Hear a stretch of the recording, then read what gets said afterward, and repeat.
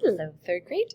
Okay, so today we're going to read another persuasive text, okay?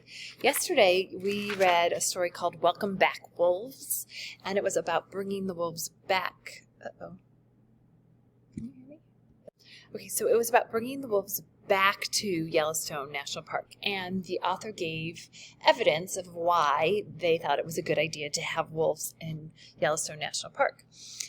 And you noticed that the persuasive text made a claim. Okay, so yesterday's was about why it was good to have wolves in Yellowstone Park.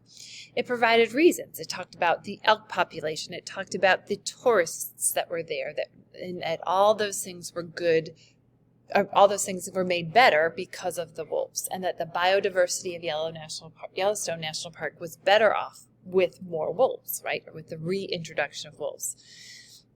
It also used just examples and facts to support their argument. Today, we're going to read a second persuasive text, and this one is called Wolves Don't Belong in Yellowstone. So we could see that it's the exact opposite claim that we read yesterday of Welcome Back, Wolves. Complete opposite, okay? And in this story, wolves don't belong in Yellowstone. I bet you can guess what the claim is going to be. That there should be no wolves. They should not have, the wolf population should never have been reintroduced, and that they should limit the wolves that are there.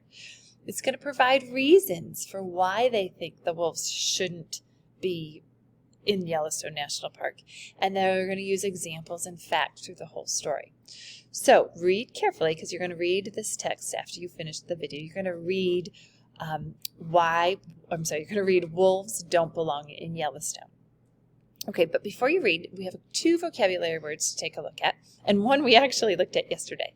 Okay, so this one we looked at yesterday, reintroduced. Reintroduced. We know means again. Okay, so means again. So introduced again. If it's introduced again, what does that mean? Does it mean removed, or does it mean brought an animal or plant back into an area?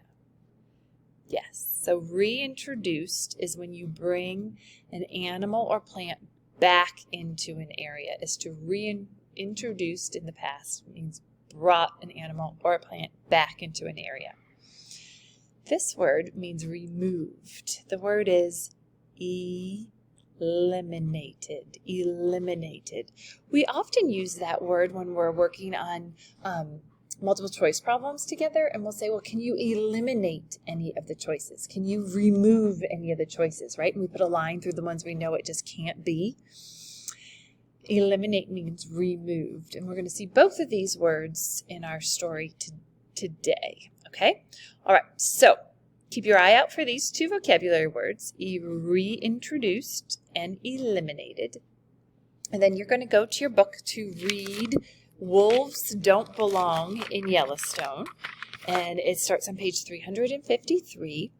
You're going to read this 6-page story, and then you're going to take a quick little quiz on how well you understood the argument or the claim that the author made. Okie doke, enjoy!